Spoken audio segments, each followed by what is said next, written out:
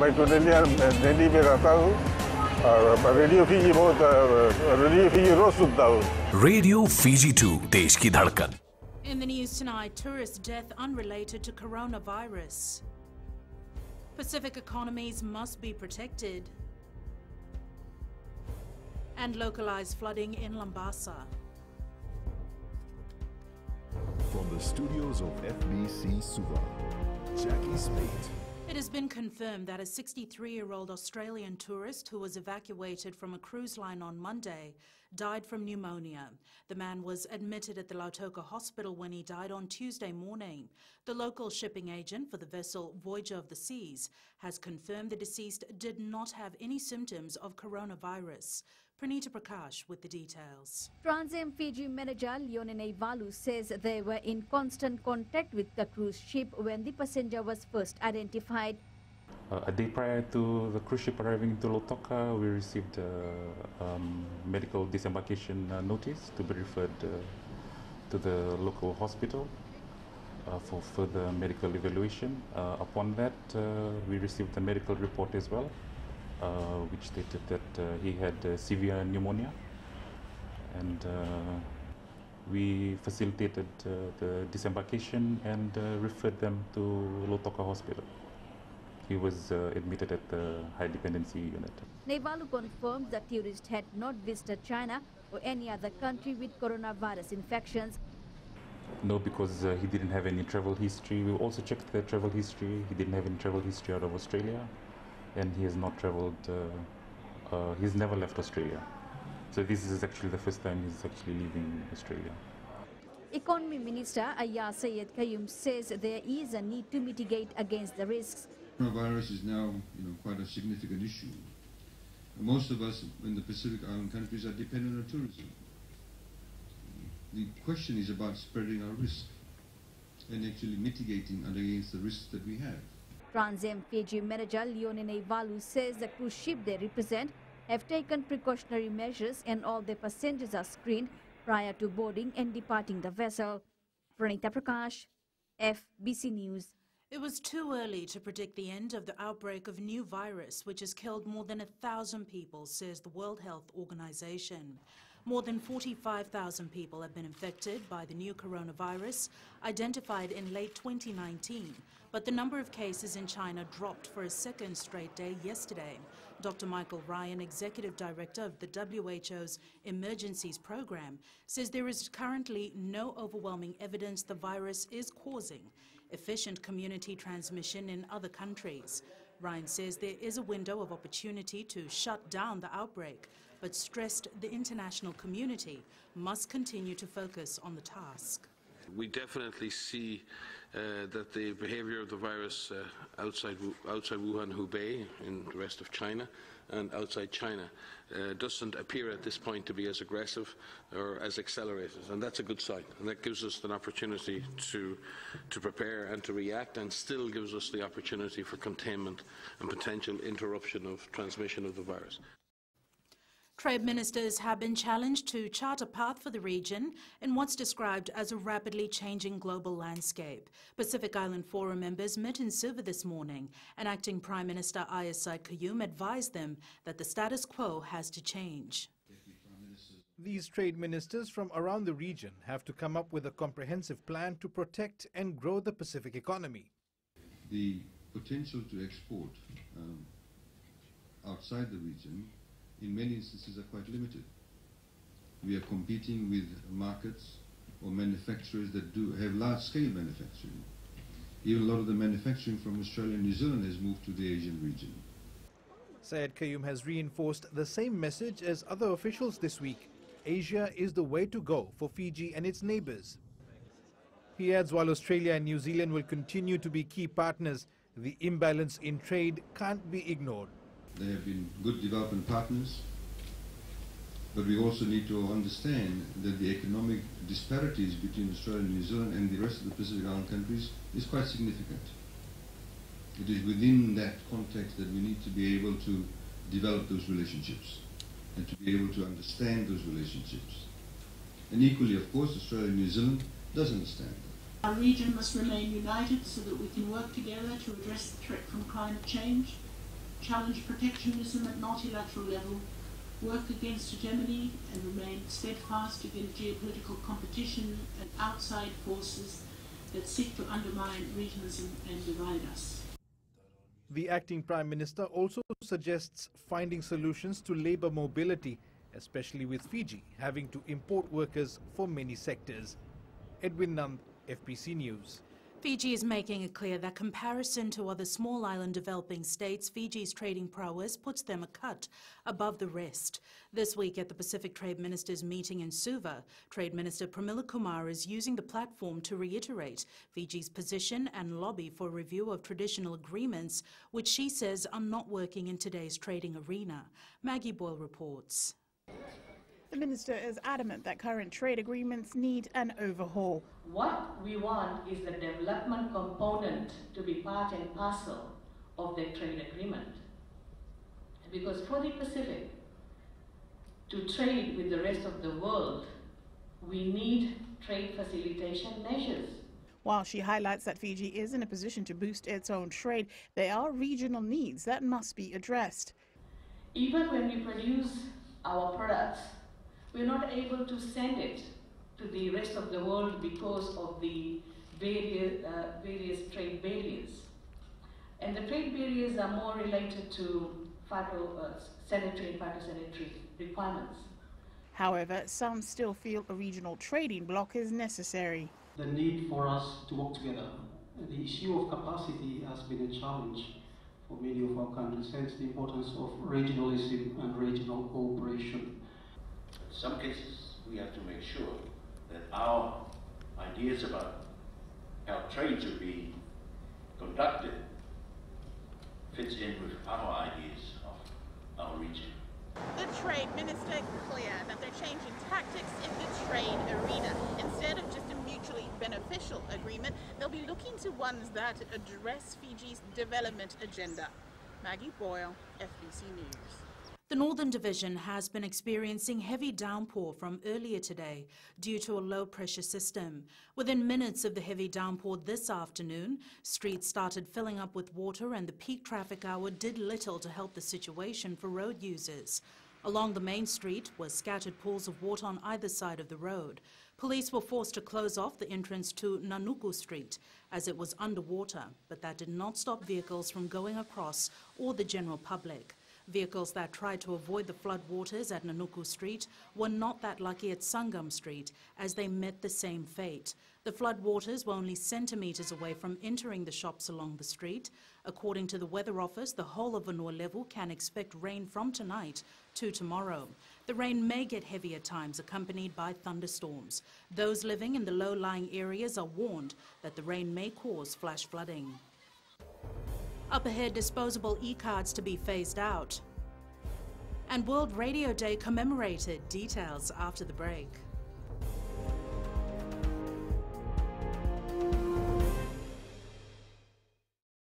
Pula natang ko aprosan ngarse, go erkraki.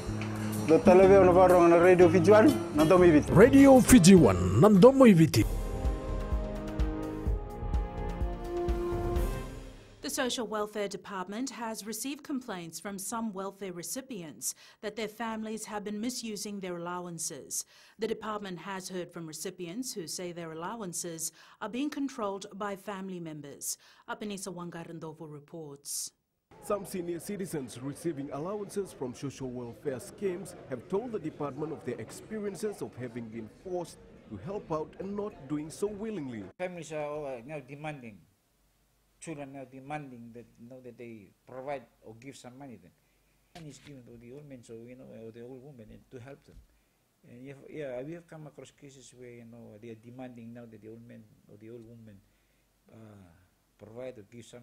I mean, that's something that the option that they want to. But if they are forced to do it, then I don't think so. That's right. The department also says through the LTA. They have confiscated subsidized bus cards abused by relatives of recipients of e-subsidized transport assistance. LTA does the monitoring, they do the rides in the bus and they confiscate the cards if they see that, the purple card is used by someone that is, not old. And so they report to us, they return the cards to us.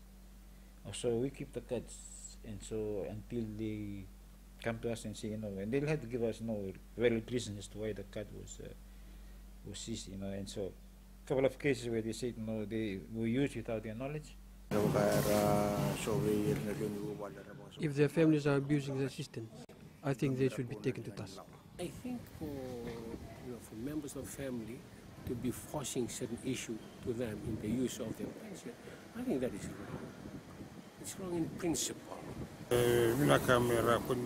Families should think of their elders and not force them to contribute unless they give willingly.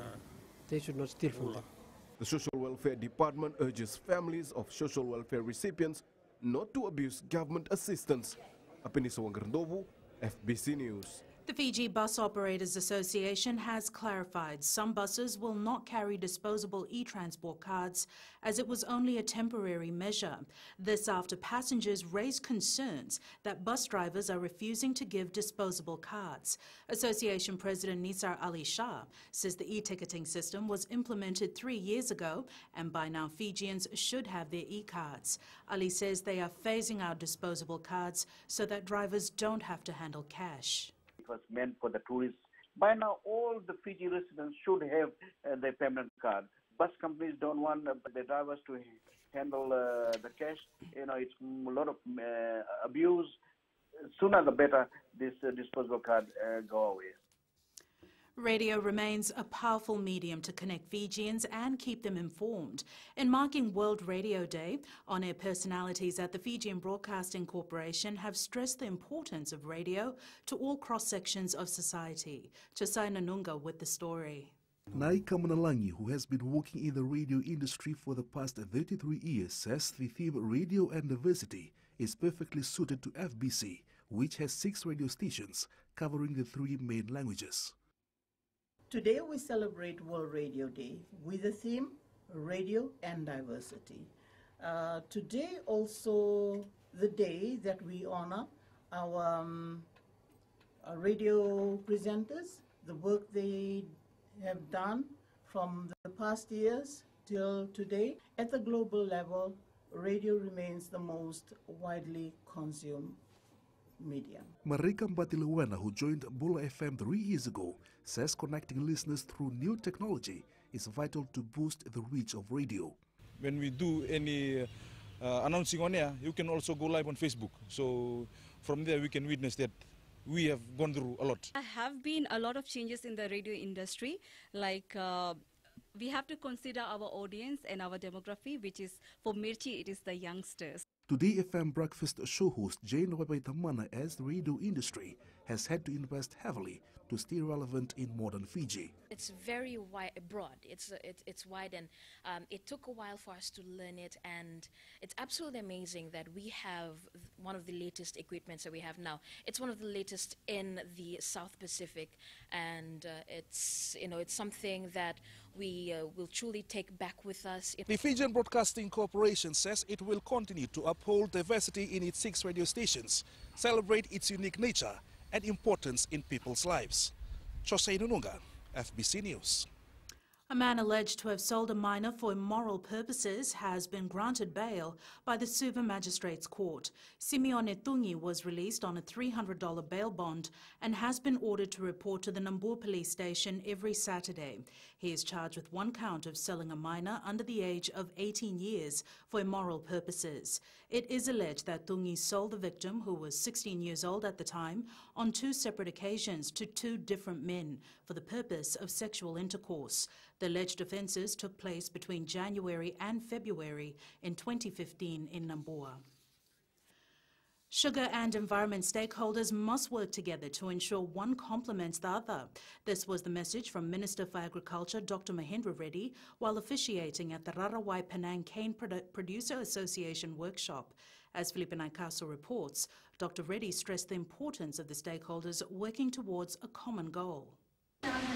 These stakeholders have been challenged by the Minister to be innovative and come up with ways in which the environment can be protected while achieving positive results for the sugar sector. So the question is, the issue of environment within the sugar industry have never converged because there was never been a common environment vision within the sugar industry. The call was also made for every Fijian to realize the responsibility towards protecting the environment. We can stop using of some of the pesticides that you are using, but eventually, if you can get rid of graving zone, which you are totally into, you can, if you really want, if you are convinced, if you are supported, you can get rid of all chemicals that you are using in the in the sugar sector and produce organic sugar, which will get you twice the price of what you're getting. Subtly, environment has slipped and seeped for the right reasons into almost every industry. You look at the development industry, real estate development industry, they talk about environment, they talk about green buildings, they talk about not just green buildings, they talk about platinum status and gold status in green buildings. It was also a first time for a representative from the Ministry of Environment to be present during the cane producers workshop. Philippe Naikaso, FBC News. Israeli President Reuven Rivlin is expected to make a stop in Fiji during his first official trip to the Pacific later this month. He will be the first high-level Israeli official to visit Fiji. Minister for Foreign Affairs Ines Seruratu highlighted that Rivlin will make a 24-hour visit as he will be travelling to Australia. President Rivlin is expected to meet Prime Minister Vurenge Bainimarama and other Pacific leaders. Seruratu says a number of high-level visits are scheduled for this year. And of course, there will be more as well. This is Fiji's 50th year of independence, and most of our friends and partners know that.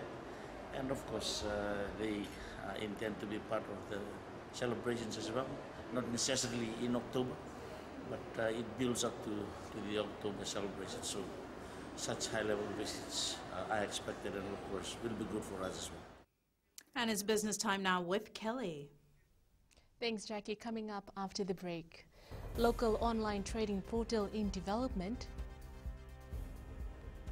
and in growing Fiji, new food bridge to benefit hundreds. Stay with us.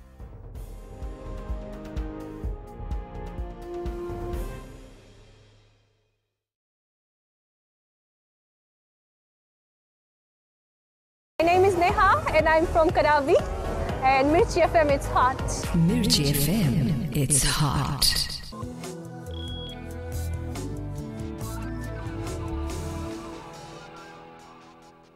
Leading Business, a Fiji-based online portal for people to buy and sell items, will be launched in a few months. Similar to websites such as eBay or Amazon, businesses large and small will be able to reach a bigger market once the portal is launched. Faria Begum reports. Businesses which largely rely on social media for sales and marketing are eager to try out Fiji's own version of eBay. Mostly for the interior people who can't make it to our business, this is a good opportunity. They can make it to our business. Apart from BT level, people can also purchase products like in Lambasa or the other smaller island groups. So we can just they can use M-Pesa to buy or purchase the products, and we can just send them. Vodafone Fiji is working on the new website in the hopes that people will use the M-Pesa service to shop online. Head of e-commerce Shailendra Prasad says businesses and individuals can register and sell from this platform. A number of businesses that want to sell things online. I mean, some are doing it through Facebook, etc., but it is really not offered as an e-commerce platform. It's like, on their own Facebook page, depending on how many Facebook fans they have a limited amount of reach. What we're trying to do is, because now we have a mobile payment platform, and one of the areas that people always have a challenge is they can list the goods and services online, but how do they pay? Vodafone Fiji did not confirm whether there will be a service fee for using the website. Faria Begum, FBC News. We now join Snifa from HFC Bank with the latest from the money world. Let's look at the forex market today. Asian stock markets wobbled while safe havens such as the yen, gold and bonds rose as the number of new coronavirus cases and deaths in the outbreak's epicenter jumped. 10-year U.S. Treasury bonds fell about 3 basis points, while a rally against the dollar in Asian currencies halted. Meanwhile, the Aussie dollar, a liquid proxy for China's economic health, because of Australia's export exposure, retraced its recent rally and traded 0.2% softer. The Reserve Bank of New Zealand has forecast a 0.3 percentage point hit to first quarter economic growth due to the virus. The central bank expects economic disruptions due to coronavirus to last about 6 weeks, which would be close to their next rate decision, allowing the central bank at that time to assess whether more policy stimulus is needed. That's all for now from HFC Bank, Vinaka. Thanks, Sinifa. Here are today's exchange rates as set this morning. The Fiji dollar was on the rise versus the US greenback, Chinese yuan, PNG kina, euro, and the Japanese yen. As for our two major trading partners, our dollar declined slightly against the Aussie and Kiwi dollars. Commodities were mixed. Crude oil rose slightly, remaining above $51 per barrel. Gold was up at $1,570 per ounce, and silver closed down at $17.57 per ounce.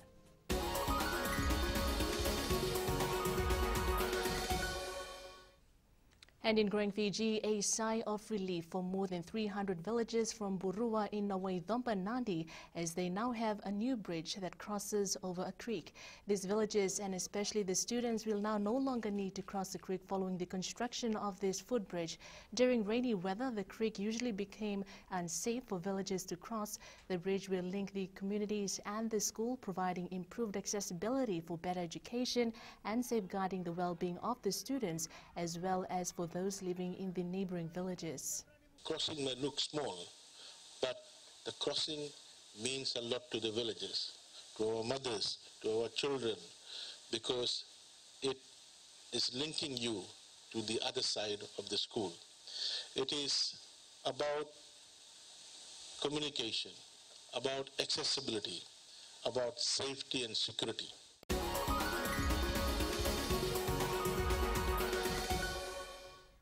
That's it from Business Tonight. Jamie Jones now with the latest from sports. Naka Kelly, and good evening. Coming up, Hong Kong Sevens likely to be postponed, and women's competition to be included in Melanesian Cup. This and more after the break.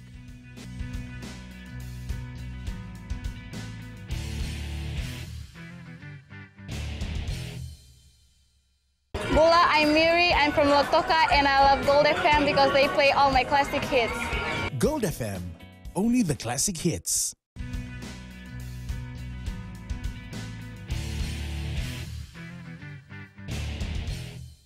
The 45th Hong Kong Rugby Sevens tournament may be postponed due to the coronavirus crisis. Hong Kong Rugby Union Chief Executive Robbie McRobbie says an official announcement regarding the Hong Kong Sevens will be made this evening. It's been reported that the tournament is to be postponed until October due to the threat of the deadly coronavirus. The Hong Kong tournament is a showpiece event of the World Series calendar, on the World Series calendar, and was scheduled to be held from the 3rd to the 5th of April. The Hong Kong Sevens will not be the first major sporting event to be interrupted by the coronavirus. The Formula One Grand Prix, which was to be held in China, has also been postponed. The bond among Fiji Under 15's players will be of great benefit on their two-match Australian tour starting this Sunday. The girls have been training vigorously for the past 6 weeks and are ready to take on the Queensland Reds and the New South Wales Waratahs. Tale Materakula with this report.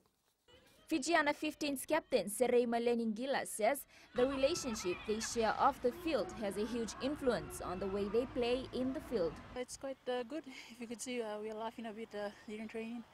Joking around, but when it comes to the hard work, so you have to be serious about it. The bond is quite good. The girls are looking forward, so it'll be a good outing for us. The stalwart leader has reminded the players to wear the white jumper with pride.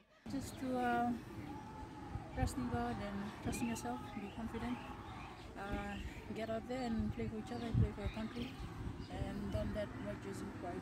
Working to get the players to elevate to the next level, Coach Ali Ferretti Ndobi Berata says the players are familiar with their style of play. On Sunday, before we get into the second game. The Fijiana will face the Queensland Reds at 5 p.m. on Sunday in Brisbane. They will take on the New South Wales Waratahs 5 days later at 7 p.m. in Sydney. Talima Terkula, FBC Sports. The youngest player in the Ravarava Rabbitohs heading to the Melanesian Club Championship wants to ensure his name goes down in history. This will be the first championship for Vice-Captain Sevanaya Ngalala, who says the Rabbitohs must end Fiji's losing streak against PNG club teams. Felipe Naikaso has more. 21-year-old Sevanaya Ngalala is still surprised that he was named Vice-Captain of the Ravarava Rabbitohs, but the youngster knows the responsibility he carries. This is my first year taking part in the Melanesian Challenge. A few of my brothers went out in 2015. Some of them again went last year. This is my first year in the Melanesian Cup. We are looking to create history this month. The team hit the gym today to make sure they matched the size and power of the Lace Snakes Tigers. We are expecting tough games from Snakes Tigers brothers. I know they are very tough, and as they are the digital cup winners from PNG, and we are prepared to take them on 29 February. The Rabbitohs know the importance of working together as a team, especially off the field, leading up to game day. Yeah, we've been encouraging each other, especially we've been brothers, live together in the same village. We've been neighborhood in the same village. Every day we've been encourage the boys. This is our time, and we don't take this opportunity to go far from us. We're looking forward for this big game. Yeah. The side will host the Lace Snakes Tigers on the 29th of this month at Churchill Park in Lautoka. Felipe Naikaso, FBC Sports. The Fiji National Rugby League has confirmed the plans to include a women's competition in the annual Melanesian Cup Championship. FNRL Acting Chief Executive Don Natambe says the association is working closely with Papua New Guinea Rugby League to have a more gender-balanced competition. Vinina Rakautonga has more. The Fiji National Rugby League have begun talks of including a women's match into the Melanesian Cup competition. That is something that both countries are now, we are now looking at, and I know it's something that most certainly as we gear up to the 2021 Rugby League World Cup in the UK, it's something that both countries have started talks to have a women's competition in the Melanesian Cup.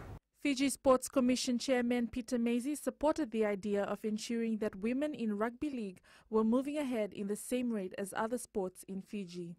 Women are getting more and more into all sports. We are very keen on ensuring that all sports are gender balanced. It is a global push, and you've seen it happening a lot in rugby league, rugby union, and a number of other sports. Meanwhile, the Ravarava Rabbitohs will play Lace Snakes Tigers in the Melanesian Cup on February 29th at Churchill Park in Lautoka. Venina Rakautonga, FBC Sports. The Nasinu football team has a huge hill to climb heading into the third round of the Vodafone Premier League. Nasinu is currently last on the VPL standings, and coach Tangi Wonolangi says winning against Lambasa will be a boost for the team and their fans. Wonolangi adds playing against the Mbambasing Lions will also be a great learning curve for the young players in the team. Nasinu takes on Lambasa at Ratu Dakambao Park in Nausori 3 p.m. on Sunday. That's it from sports tonight. Apanisa joins you with weather later on, and in the world of the weird and wonderful, we check out the world's largest 3D printed building. That's coming up.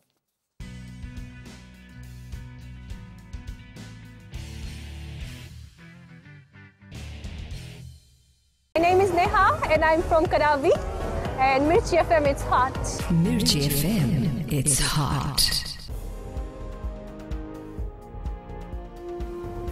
And Apanisa joins us now with the latest in weather.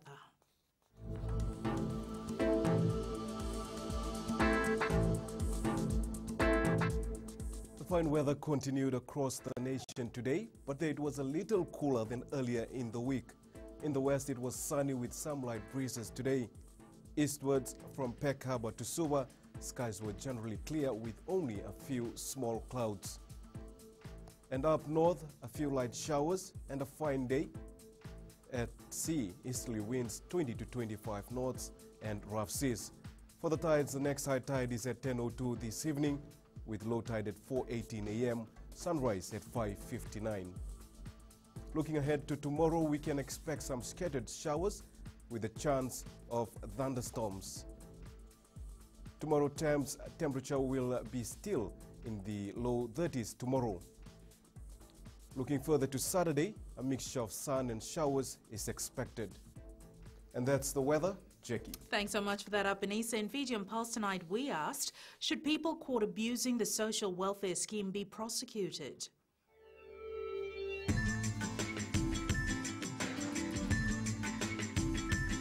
Strict penalties should be given to them if found guilty. They shouldn't be lying because it's a serious issue, and if they found guilty, they should be taken to task. They should be, because they're using money that's intended for someone else, but there should be an underlying issue as to why they're using it. So I think that we need help.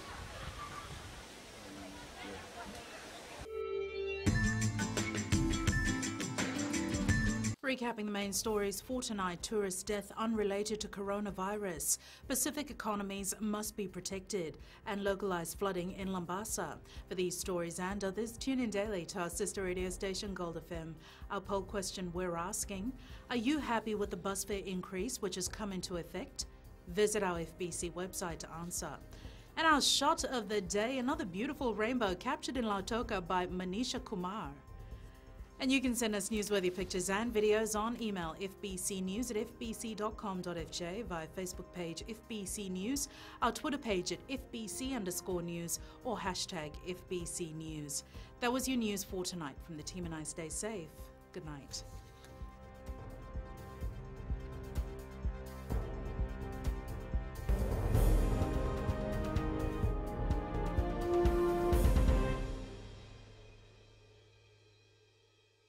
Bula, I'm Miri, I'm from Lotoka, and I love Gold FM because they play all my classic hits. Gold FM, only the classic hits.